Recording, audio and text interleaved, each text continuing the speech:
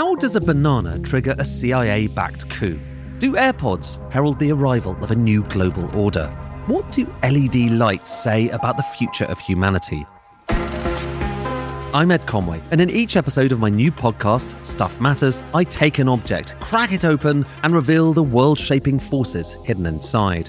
This is economics told through the things we think we understand. Search Stuff Matters on your podcast app to listen and follow.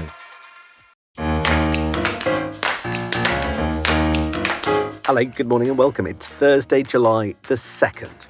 Will the arrival of Andy Burnham work to Kemi Badenoch's advantage? Do Reform UK suggest the next Prime Minister is more of the same or something different? And is this all bad news for the Lib Dems and the Greens? Big questions for the other parties aside from Labour across the board this morning. My name is Sam Coates of Sky News. And I'm Anne McElvoy from Politico.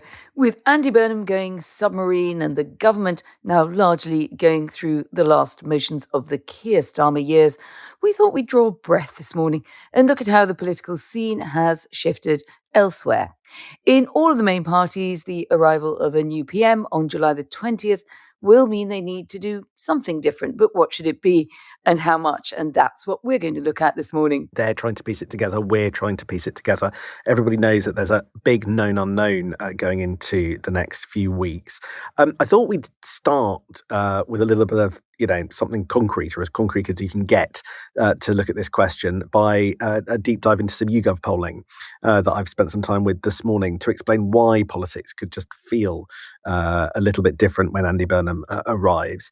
And it is because he's just a more popular beast across all parts of the political spectrum. Right, so if you look at Andy Burnham's sort of popularity rating, he is the least unpopular of our party leaders. He's currently on -4 compared to Kemi's -15, Ed Davey's -9, Zack Palanski's -26, which is possibly a bit bigger than some people think, and Nigel Farage's -40. And now, when you compare that to voting intention, it's quite an interesting thing about what's driving voting intention. It suggests that the party reputation is at least as important. But here's the thing. The big and interesting thing is what Andy Burnham does in polling terms to people in other political parties and to the Labour family itself. Now, if you look at the popularity rating, the favourability ratings, 59% of backers of the 2024 general election have a favourable opinion of Burnham, which is a whole 10 percentage points more than Keir Starmer. So already you've just got a sense that Andy Burnham has a better advantage trying to reunite the coalition that Keir Starmer won in 2024, but subsequently lost. But then when you look at other bits of the sort of progressive family, he's doing really quite well in one particular area. Greens and love him.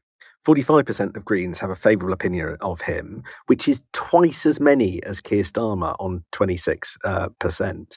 And I think when thinking of the arrival of Zack Palanski, the impact of that on our politics, the Green surge, I do wonder what the impact of that further down the track will be.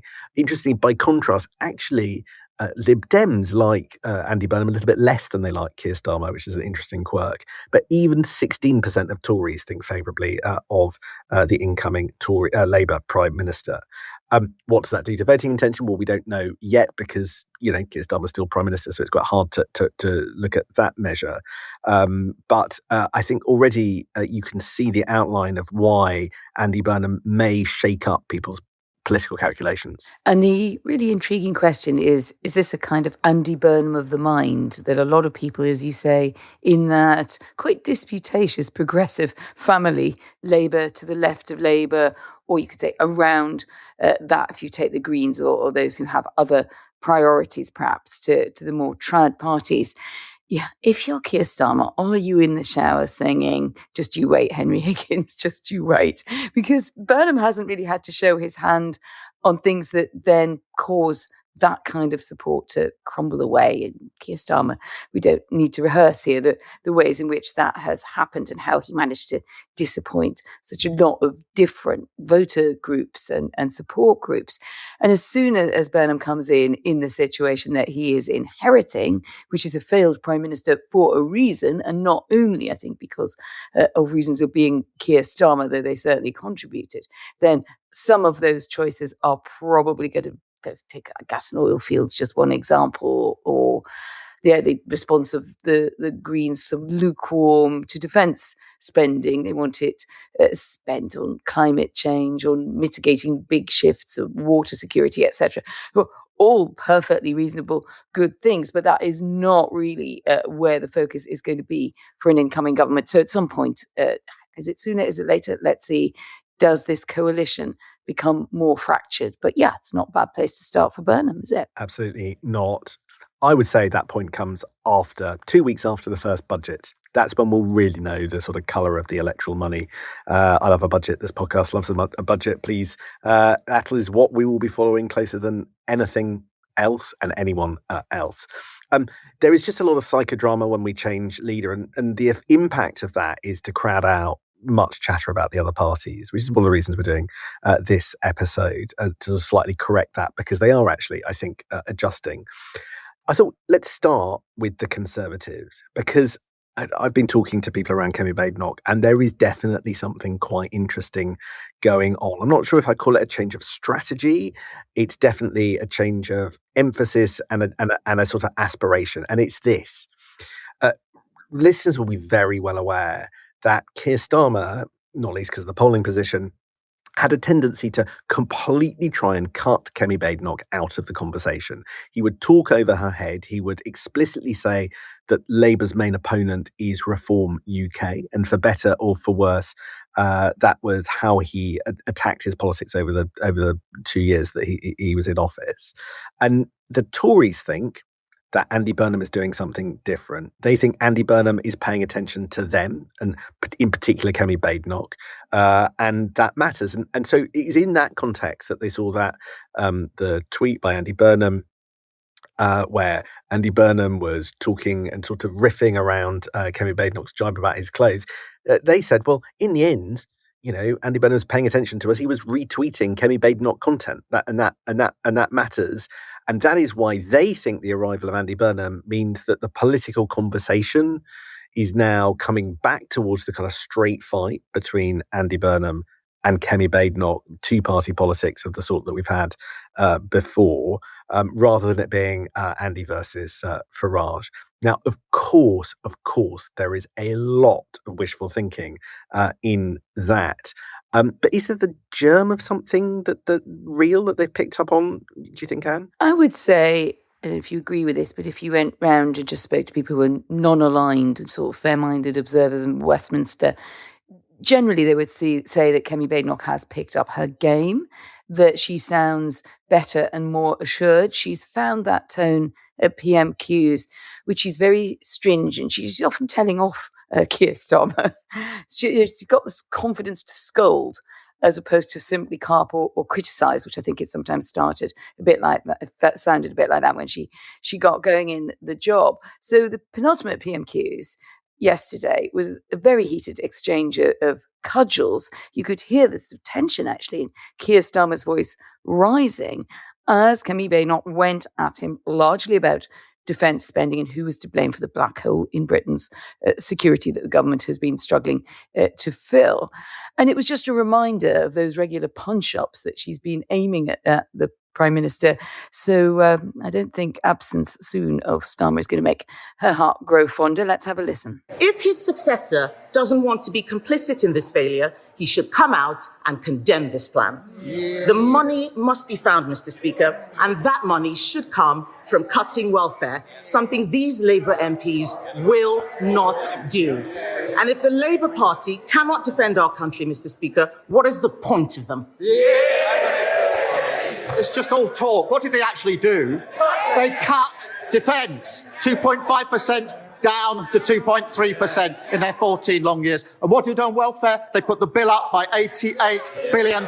So no lectures from them. They failed in the first duty of government. She found a withering tone there that I was referring to, and she went straight into territory where I think this is something where a bit of better preparation at PMQs is paying dividends, that she went to somewhere she wanted to talk about, which is cutting welfare spending to pay for defence. So it didn't just end up sounding as if everybody wanted there to be a magic money tree and nobody knew where it was supposed to come from. She had the answer to that, but she said that Starmer had been too weak to do it. And kicking the Labour leader when he's nearly down and out has given her a lot of thrust and energy at the dispatch box.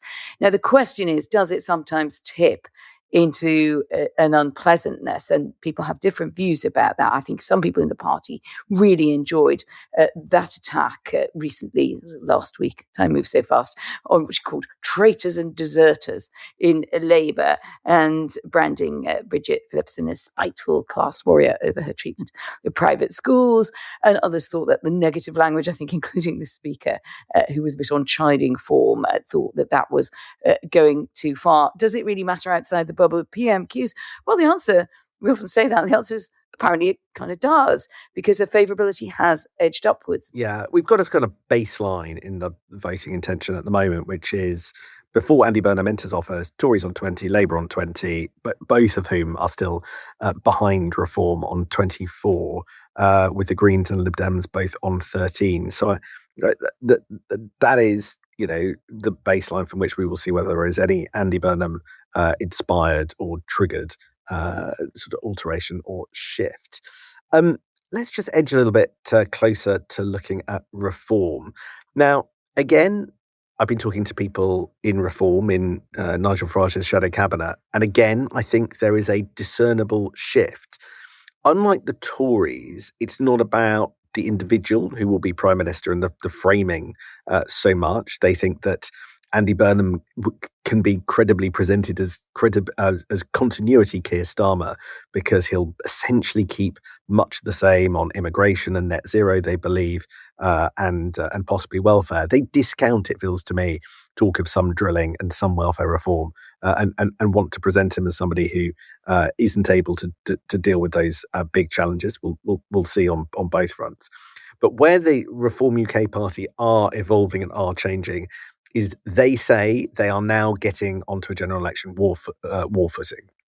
So they're putting a manifesto together. That's under James Orr, who holds the pen on that. They're selecting candidates at pace. Good luck to Zia Youssef, who revealed the other week he was blocked from being a candidate in some of those by-elections.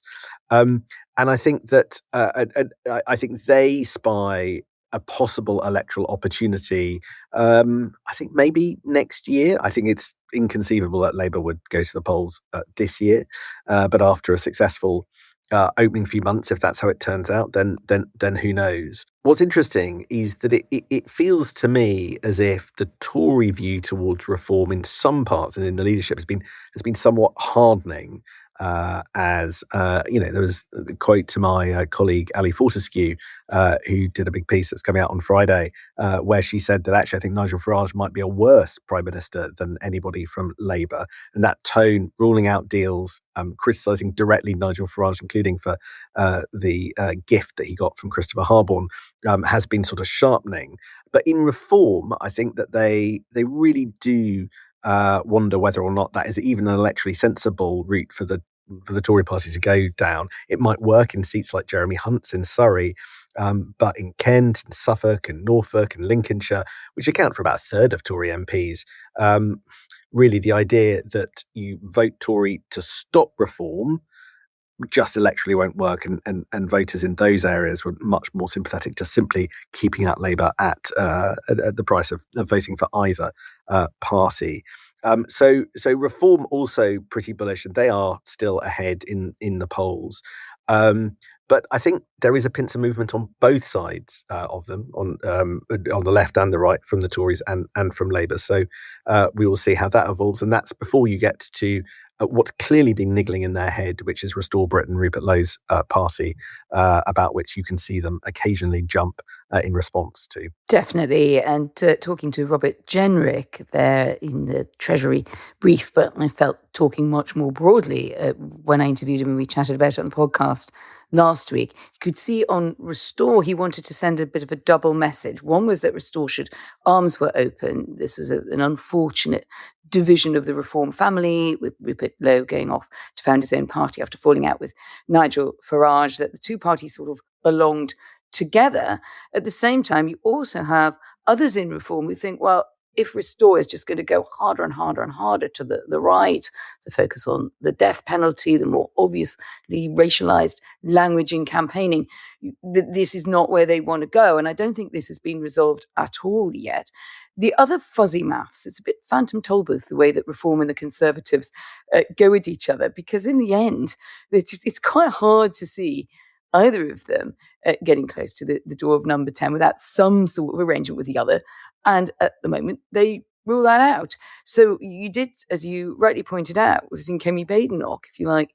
I think she just probably fed up with Nigel Farage talking dismissively about the Conservatives as being dead in the water, the future belonging to Reform on the right. So she decided to have a go back and say he'd be worse than Labour. I do take your point, Sam, that for a lot of voters who are inclined rightwards would be sorry, what? Response. But I think, one thing you have to say about Kemi Badenoch, I don't think she likes to be put down. And if she feels that that's what's happening, she just serves it back the other way, whether it's fully logical or not. Right. Can we now move left? Anne, tell us a little bit about the Liberal Democrats, who have a huge number of MPs, but we just don't see where they're making an impact in quite such the same way as the other parties. It's not that they don't have the heft in numbers, but you don't see the Labour government being dragged into Lib Dem positions, kicking and screaming in the way, for instance, that Labour moved in response to reform on immigration and the Tories on some other issues. 71 MPs in the Commons, Sam. It can feel as if the Lib Dems are not making quite the impact in the weekly din that we might expect. And it turns out that this isn't just an everyone's a critic view from commentators like us, because the Lib Dems themselves have been looking at their operation and quietly moving way ahead of any perceptible electoral cycle to get ready and get into fighting form. So my colleague Sam Francis at Politico wrote a really good piece recently about it, and he was pointing out that the Lib Dems have already selected a raft of candidates in target seats for the next general election, which I think puts them way ahead of anything any other party is doing. Why are they doing it now? Because they have learned the lessons of decentralized planning, aka late candidate picking, which has been something I think they've sometimes fallen into just because of the structure and the culture of their party being a bit more decentralized, something the Greens also have to watch out for. And it's a move that I think they want to lay the groundwork so that people can get to know what they stand for, if they have differences of types of candidate, which they often do in different parts of the country, that they can find the messaging around that rather than us saying, your candidate in Surrey has just said something completely different to your candidate in the Southwest. They've tripled the media team, the digital media team, to 9, including, fun fact, TikTok food influencer Owen Riemann, who does random takeaway reviews and has more followers than any party account in the UK. And yes, they are quite random, because having discovered him, I just clicked on one, and it's about him cycling to get a pizza after drinking 6 pints of Guinness. So there's quite a lot of youth-facing stuff in there. But that is a question, talking to senior Liberal Democrats, including those on Ed Davey's leadership team, they are a bit worried about becoming the sort of centrist midlife party. And they do want something that adds a bit of excitement, perhaps different policy positions to the Greens, or some nuances, but they want to get back to that, and they also want better comms for Ed Davey. So there's a new guy in the job whose name I thought was familiar to me, and then I had to Google it, and I remembered why. It's James Holt, who is Director of Political Strategy, but will work closely with the leader, and he once worked for the Duke and Duchess of Sussex. Well, he knows all about knocking heads together in difficult circumstances then. I was just looking at the polling for Ed Davey personally, Anne, and he does better amongst younger people. But say you take the 18 to 24 cohort, which isn't massive, and they don't all vote, but it's the youngest group that we have on YouGov polling. Yes, Ed Davey does the best in that category of any of the different age groups, but he does do less well than Andy Burnham, and a lot less well than Zack Polanski. And I think it's that's sort of unnerving Lib Dem MPs, particularly those who want the party to lean into its progressive wing and to sound a little bit more Polanski and a bit more fiery. That's just not Ed Davey's style. a lot of the Parliament has been spent on sort of incremental moves and shifting into a more aggressive position on Europe. But it's those social justice issues that particularly fire up the younger generations more, it seems to me.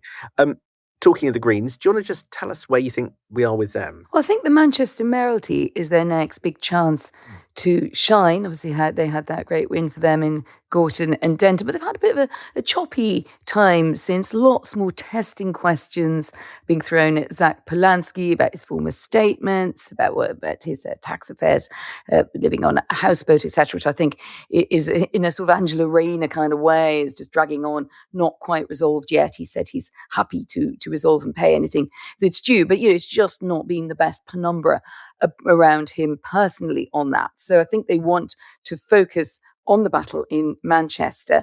So Sam Blewett on Playbook managed to spot a very selective ad that they posted. It's a digital one, but it basically shows the Greens far ahead of Labour in the polling. I must say it's not exactly one of the more typical polls. And anyway, we're still a little way out from being able to measure it, I think, very accurately. But what's so interesting, as he was pointing out, is that they're trying to put out a squeeze message that it's the Greens you want to vote for here to beat reform, basically repeat Gorton and Denton. But Andy Burnham, as you've just pointed out, holds quite positive net favourability ratings, and particularly among left-leaning voters, whether they're Lib Dems, whether they're Green, and of course Labour. So it's a bit of a harder one to run against him than it was before, when it was Keir Starmer in power nationally. What's so interesting there is that it's a supplementary vote system in Manchester. So you rank your candidates if you want to, if you can have a second choice if you wish. That would allow Labour and Greenish Labour and vice versa to have place 1 and 2. If nobody gets an overall majority, then the second vote transfers over. That could be useful to the Greens because it's a sort of more proportional system they want. But Labour Central Command are also saying, no, we actually think it could be useful to us, because then you can have your progressive vote. You can do Labour, Greens, other way around. But either way, in the end, it's going to come down. It's going to be squeezed in the final sort of runoff. You don't vote twice, but the votes are just recalibrated.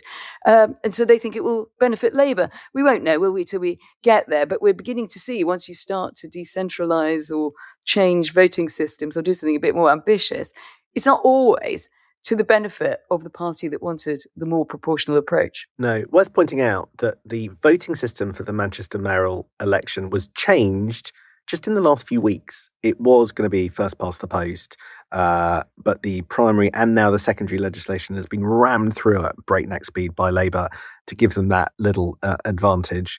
Yes, all parties do this.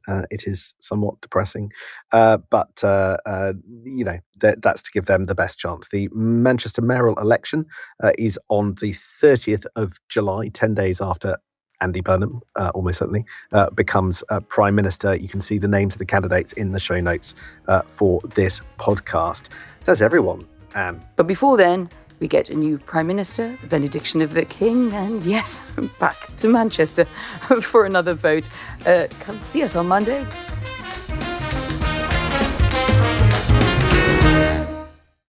How does a banana trigger a CIA-backed coup? Do AirPods herald the arrival of a new global order? What do LED lights say about the future of humanity? I'm Ed Conway, and in each episode of my new podcast, Stuff Matters, I take an object, crack it open, and reveal the world-shaping forces hidden inside. This is economics told through the things we think we understand. Search Stuff Matters on your podcast app to listen and follow.